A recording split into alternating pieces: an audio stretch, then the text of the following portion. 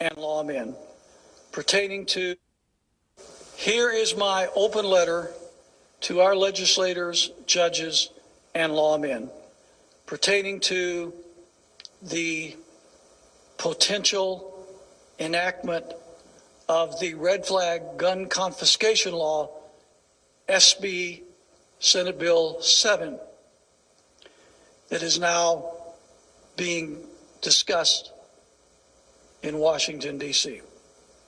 An open letter to our legislators, judges, and lawmen. Senator Lindsey Graham has announced that the Senate Judiciary Committee soon will be conducting hearings on Senator Marco Rubio's Senate Bill 7, the Extreme Risk Protection Order and Violence Prevention Act of 2019, otherwise known as the National Red Flag Gun Confiscation Bill. I know I'm speaking for tens of thousands of my fellow Montanans and tens of millions of my fellow Americans when I say what I'm about to say. Red flag gun confiscation laws violate every principle of liberty upon which our country was founded. There is no due process associated with red flag laws. A judge's order to seize the firearms from an American citizen who has not been accused of a crime, charged with a crime, convicted of a crime, or who never even threatened to commit a crime based on the accusation of a single individual is anything but due process. Our accuser could be a disgruntled employee, a bitter ex-spouse or relative, a vengeful neighbor, an anti-gun liberal, or even an anti-gun policeman. By definition, red flag laws use mere suspicion of what one might do as justification to seize a person's firearms. Tactics such as these have been used in virtually every despotic regime of history. In the name of protecting society, the rights and liberties of individuals were denied. Eventually, these repressive governments included political or religious persuasion as triggering red flags, which led to their disarmament, all in the name of public safety, of course. You know as well as I do that when the rights of one American are abridged, the rights of all Americans are abridged.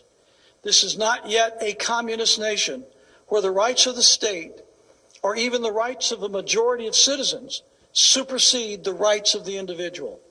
Furthermore, it is a fallacy to suggest that a mental health diagnosis by itself indicates that someone is automatically a threat to himself or others. Dr. Ann Bukacek, a highly respected medical doctor in the community in which I live, recently wrote, quote, "Mental health diagnosis given by physician or other mental health care workers do not predict firearm violence. As a physician for over 30 years who has treated many patients with mental health diagnosis and some autistic spectrum patients, I have not had one of those patients commit an act of gun violence. I did have a patient who bludgeoned a man to death with a blunt object, and that patient carried no mental health diagnosis. Psychopaths with no conscience, especially the more intelligent ones, usually escape detection and/or a particular diagnosis," close quote. This doctor's examination of the issue reflects reality. Besides, under these red flag laws, exactly who is it that determines that someone is crazy? Is it one judge who bases his or her conclusion on the accusations of just one individual? Is it up to politicians or government bureaucrats to define who is and who is not crazy? There are some people who believe that anyone who would even own a firearm is crazy. Others believe one's political or religious beliefs qualify him as crazy. Heck, we've all read the documentation of various governments, local, state, and federal, that have assigned all kinds of crazy, even dangerous definitions against people based on their interpretation of Bible prophecy or their association with political candidates such as Congressman Ron Paul or their opposition to politically correct ideologies, etc. Does the judge who issues a warrant to seize a person's firearms under a red flag law provide the accused with an opportunity to defend himself before violating his constitutional and natural rights? No. Does the judge provide an opportunity for a close examination of the accusations against the accused, including investigating the accuser before violating his constitutional and natural rights? No. Does the judge allow the accused to face his accuser before violating his constitutional and natural rights? No. Red flag laws turn the Bill of Rights and the fundamental legal doctrine that a man is innocent until proven guilty completely upside down. Red flag laws are a mockery to every constitutional principle of liberty since the Magna Carta.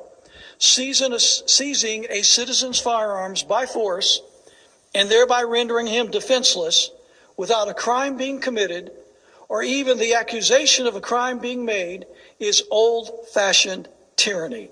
Such an act presumes a person guilty until proven innocent. Then there is this. After the guns are seized, it could take years for the victim to prove his innocence or competence and have his guns returned. And in what condition would they be when and if returned? Furthermore, will you legislators, judges, and police officers who collaborate to strip an innocent person's ability to defend himself accept any responsibility when the real bad guys take advantage of this person's vulnerability and invade his home and bludgeon or rape or even kill his family? Of course you won't. But mark it down. You will be held accountable and responsible in the eyes of Almighty God and in the eyes of the citizens you have victimized. And are you really going to try and tell us that police officers are more competent and mentally stable than the rest of us? Are you kidding me? The examples of improper, unsafe, careless, and even homicidal acts of cops with guns are ubiquitous. It was an FBI agent who was armed at a nightclub in Denver and then started gyrating and dancing like a madman until his handgun fell on the floor, discharged, and wounded a fellow patron.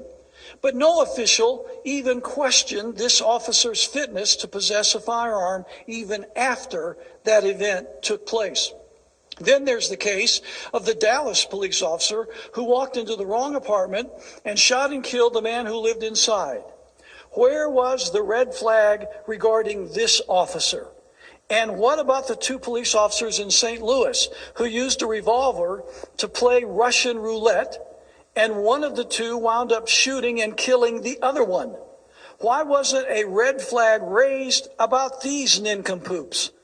These stories could go on forever. Where are the red flag laws for the policemen and sheriff's deputies in this country? The only difference between them and the rest of us who are being victimized by these draconian red flag laws is that they wear badges and we do not. And the other difference is the vast majority of private citizens who carry firearms are not nearly as stupid and incompetent as the policemen mentioned above. So much for equal justice under the law. It has taken many of us a lifetime of hard work and labor to be able to obtain our gun collections. We have successfully passed FBI background checks, local and state requirements and obligations for responsible gun ownership, yet our guns are going to be confiscated overnight by the word of someone, an anonymous someone at that, who claims we might be unsuitable to own a gun. Again, such an act turns American history and our Bill of Rights upside down. Chris Kobach is a former Secretary of State of Kansas. He's a former professor of constitutional law at UMKC School of Law. He wrote an excellent analysis of the constitutional violations of these red flag laws, and I quote, number one, the seizure of guns without any hearing at all. The laws all contain an ex parte provision that allows the state to temporarily seize a person's guns without even notifying the gun owner or giving him a chance to be heard. This is the quintessential denying of due process. The Fourth Amendment makes clear that a person cannot be denied liberty to exercise one's constitutional right to keep and bear arms without due process of law. This confiscation is temporary, but it can easily lead to long-term or permanent confiscation. Number two, based on the testimony of one unrelated person, The confiscation order can be based on the testimony of only one person claiming that the gun owner poses a risk to the safety of himself or others.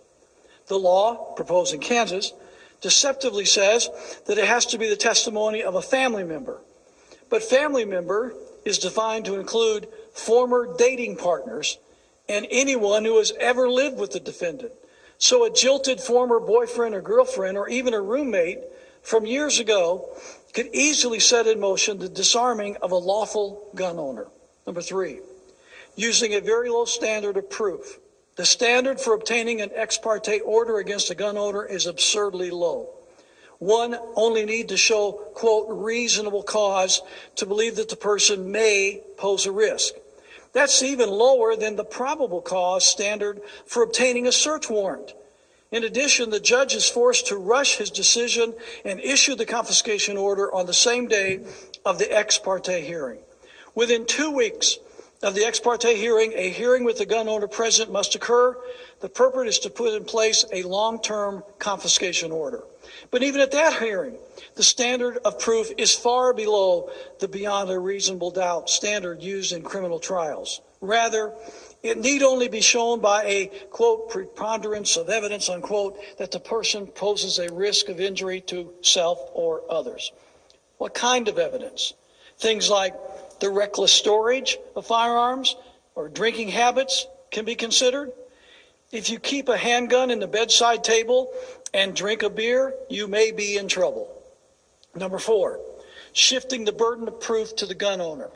The long-term confiscation order lasts up to a year, but it may be renewed indefinitely.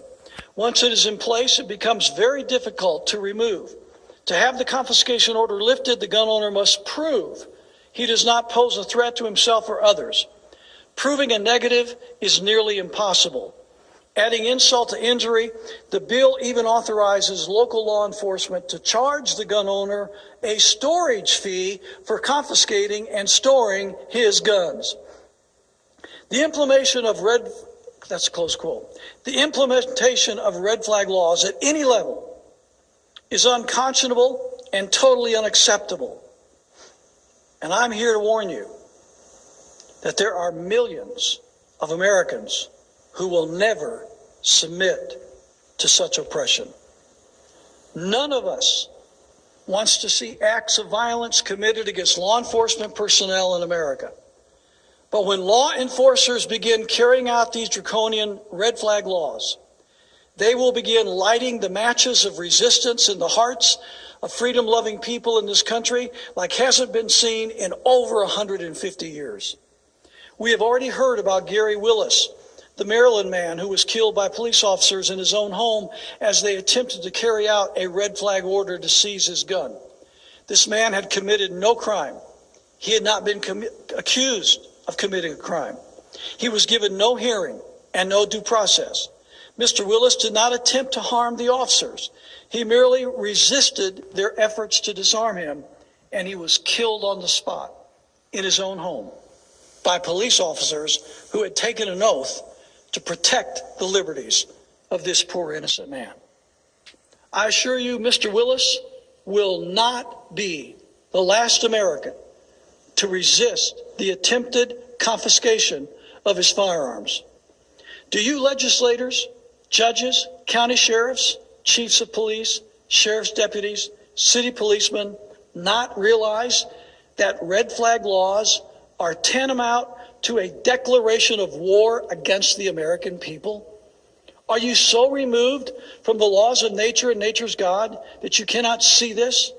Do you not realize that in spite of all of Great Britain's abuses of power, our colonist forebears did not openly rebel against the crown until King George sent troops to Lexington and Concord to confiscate the colonists' firearms? You do understand that, right? And you do understand, do you not, that the blood of the colonists flows in the veins of we Americans?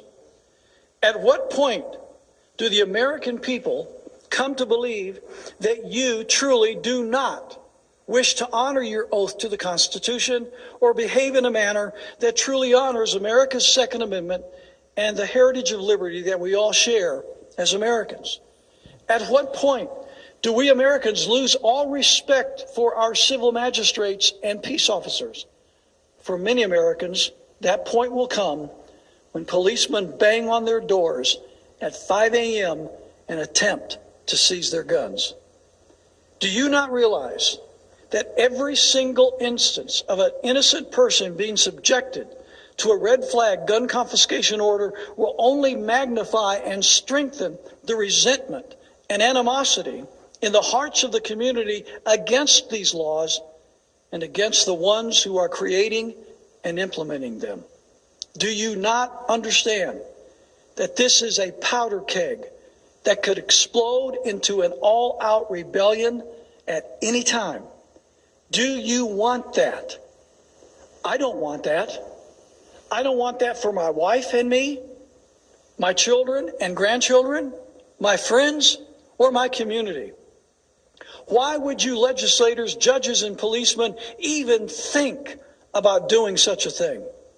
In the name of all that we hold dear, in the name of the brave men at Lexington, Green, and Concord Bridge, in the name of every American who's given his life in defense of the principles contained in the Declaration of Independence, our Constitution, and our Bill of Rights, including many of our brave police officers and sheriff's deputies, and in the name of the natural laws of our Creator, please stop this madness before you literally tear our communities and our country apart. As a legislator, you must not pass any semblance of a red flag law. As a judge, you must not issue a gun confiscation warrant on the basis of a red flag law. As a sheriff or chief of police, you must not order your officers to confiscate a citizen's guns on the basis of a red flag warrant. And if you are a sheriff's deputy or a city policeman, you must not obey an order to confiscate your fellow citizens' guns on the basis of a red flag law. I beg you to realize what you are doing. I beg you to refuse to participate in this madness. I beg you to join your fellow churchmen, clubmen, neighbors, friends, and townsmen and help us turn back this dastardly attempt to transform our constitutional republic into another repressive regime that, in the end, would require the people to tear it down. Again, I beg you to think about what you are doing, about the pain you are causing, about the lives you are ruining, and about the potential harm you are inflicting on our country. Red flag laws are on the wrong side of history, the wrong side of our Constitution, the wrong side of liberty, and on the wrong side of the laws of God.